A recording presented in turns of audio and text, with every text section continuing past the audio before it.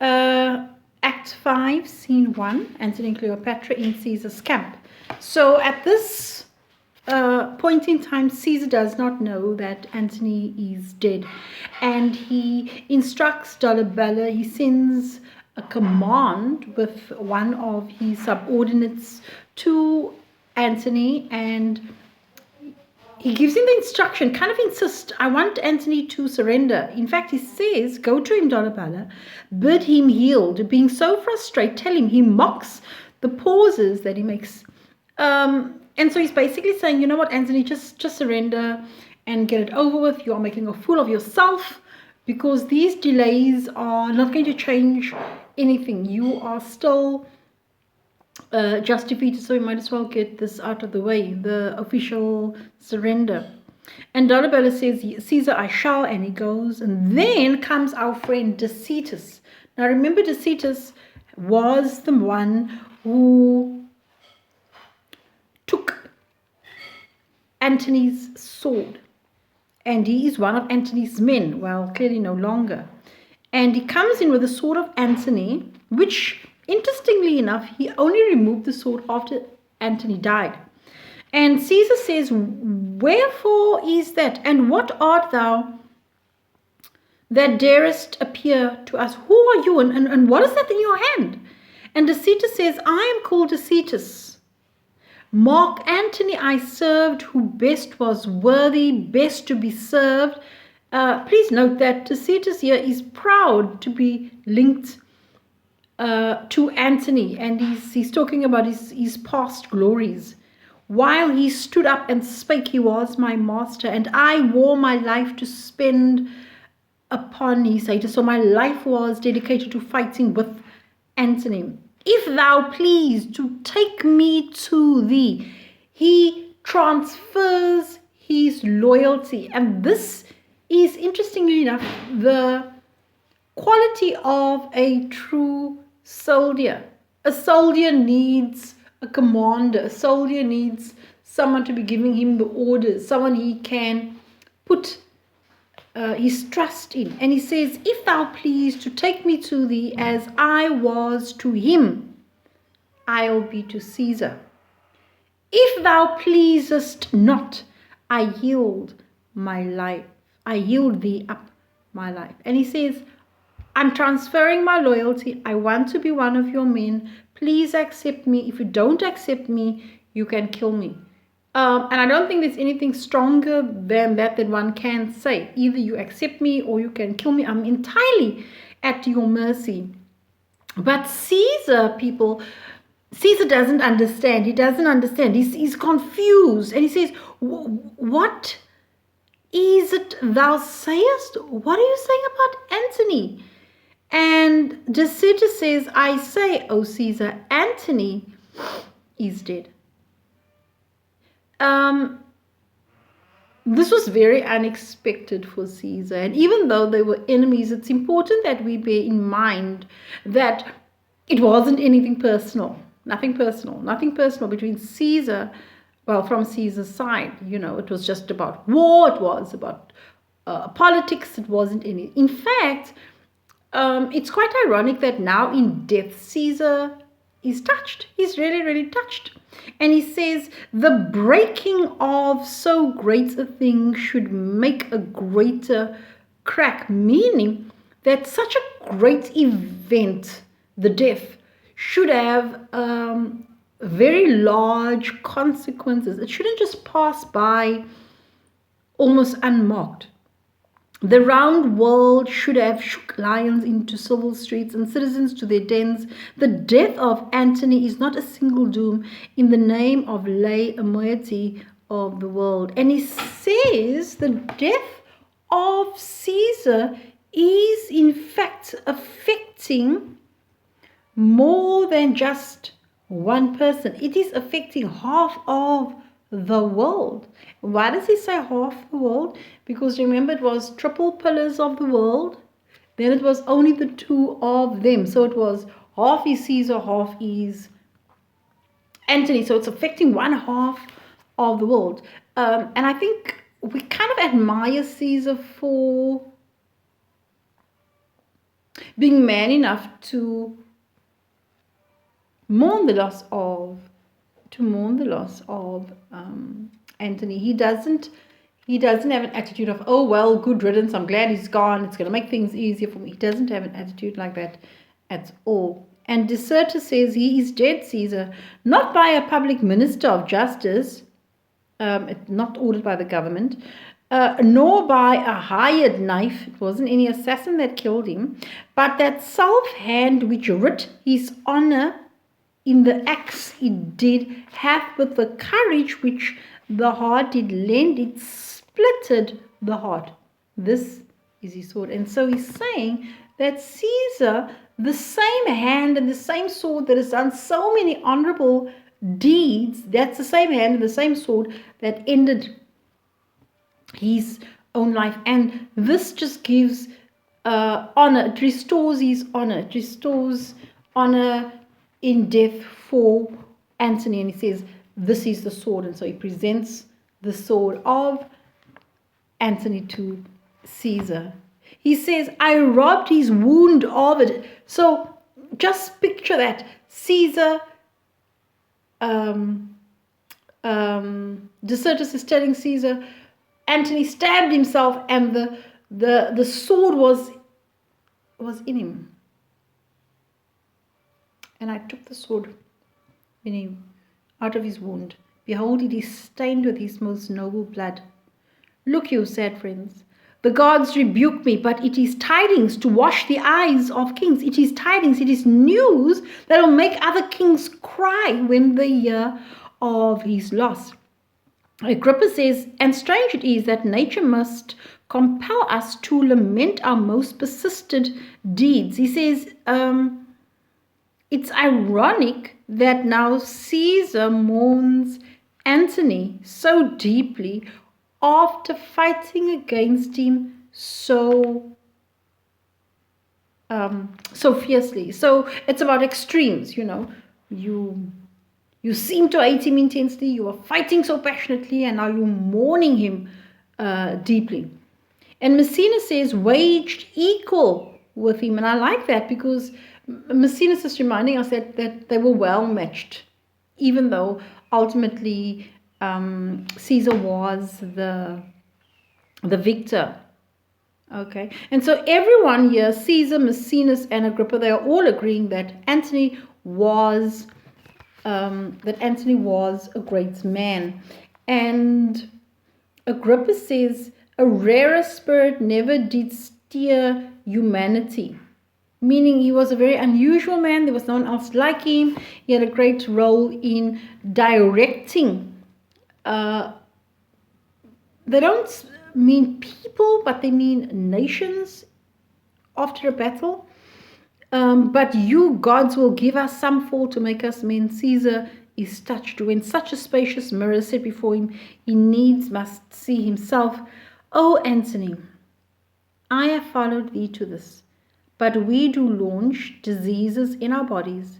I must perforce have shown to thee such a declining day, or look on thine. We could not stall together in the whole world, but yet let me lament with tears as sovereign as the blood of hearts, that thou, my brother, my competitor, in top of all design, my mates in empire, friend and companion in the front of war, the arm of mine own body, and the heart where mine his thoughts did kindle, that our stars unreconcilable should divide our equalness to this.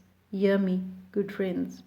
This is quite a statement here that Caesar is making, and what he is doing this in a very simplistic manner is that Caesar is acknowledging that Antony was his equal in all aspects. And I think it's also worth mentioning that he didn't just admire and respect him. In Caesar's way, he did love him. Remember, Caesar is a much younger man. So obviously he looked up to the role model that Antony was until until Caesar reached the point where he was able to supersede Antony. Okay. I think it's also worth mentioning in lines 37 and 38, 39, when Caesar does mention that Antony gave Caesar a tough time in battle. But I think anyone can respect a worthy opponent rather than someone that is just a pushover. And Caesar feels it is fitting, it is only proper that they mourn for Antony. Okay, and then an Egyptian comes in. I'm on line 49. But I will tell you at some better occasion, the business of this man looks out of him. We'll hear what he says. Whence are you? Where are you coming from? And so Caesar wasn't done talking about the impact that Antony had made on his life. He wasn't done talking about that. And I think that's part of grieving, you know, when you are able to talk about the person, especially the good, well, I suppose the bad as well, but mainly the good that the person has done. Then this interruption here in the form of an Egyptian messenger who says, a poor Egyptian, yet the queen, my mistress, Cleo, confined in all she has, her monument of thine intense desires, instruction, that she preparedly may frame herself to the way she's forced to.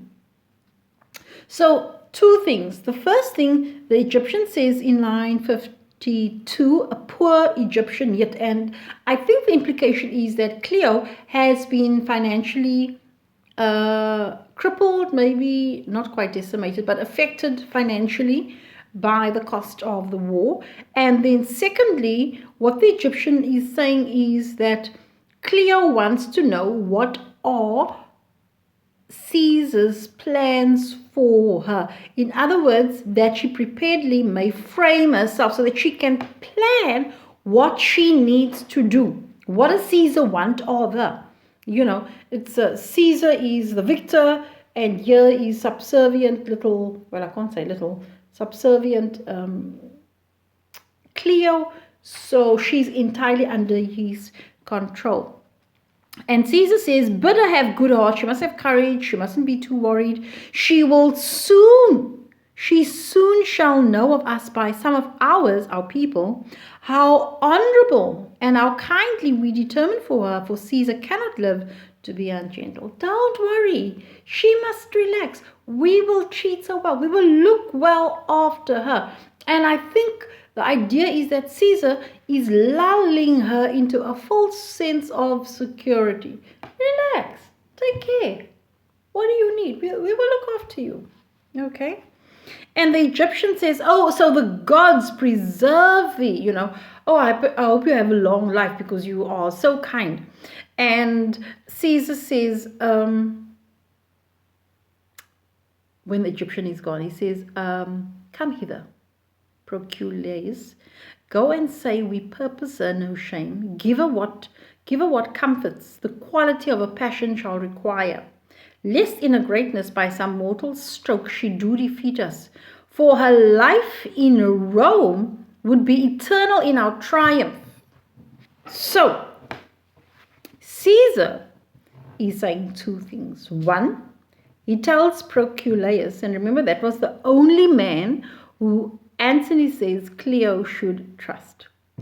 And he tells Proculaeus, go to Cleo and ask her, what do you need to be comfortable? What can we do to make things easier? Just help her to not be on a guard and to be more relaxed and accepting and say, oh, you know, this is not a bad conqueror. Look how well he's treating me. Look how well he's treating us. And he says the reason why I want you to do that is so that she's not on a guard, because my plan And oh, now before I get to the plan, he says the reason why I want you to do that is because I don't want her to rob me of my plan. Rob her how? Rob Caesar how? How can Antony, no, sorry, how can Cleo rob Caesar? He says, I don't want Cleo to kill herself. Lest in her greatness by some mortal, end of life killing, mortal stroke, she do defeat us. And then he reveals his plans and he says, for her life in Rome would be eternal in our triumph. And he says his plan is to take her to Rome.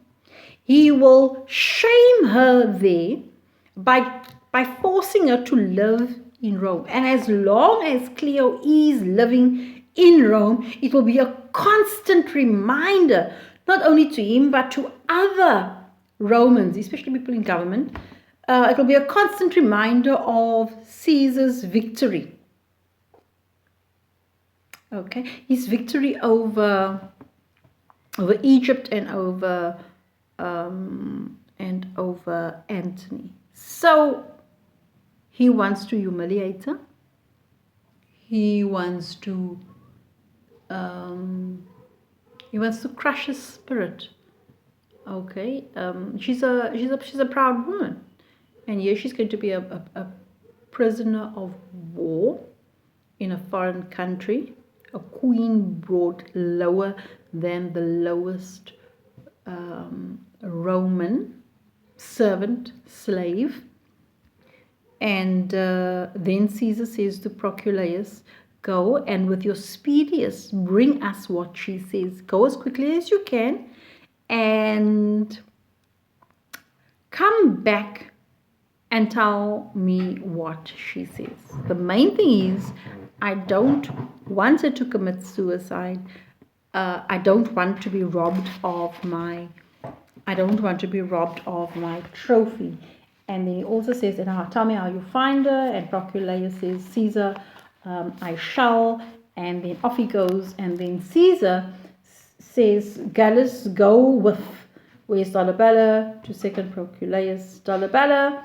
And Caesar says, let him alone, don't worry him, for I remember now how he is employed. I remember what task I had given him. Ye shall in time be ready. Go with me to my tent, where you shall see how hardly I was drawn into this war, how calm and gentle I proceeded still in all my writings. And he says, I have remained constant, no matter what battle, how pressured I was.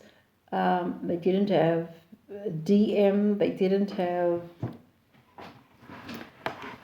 social media. So he says, look at my letters, look at how I wrote them. I remained calm, I remained in control. And he says, go with me and see what I can show you, what I can show in this. Okay, that was scene 1 of Act 5.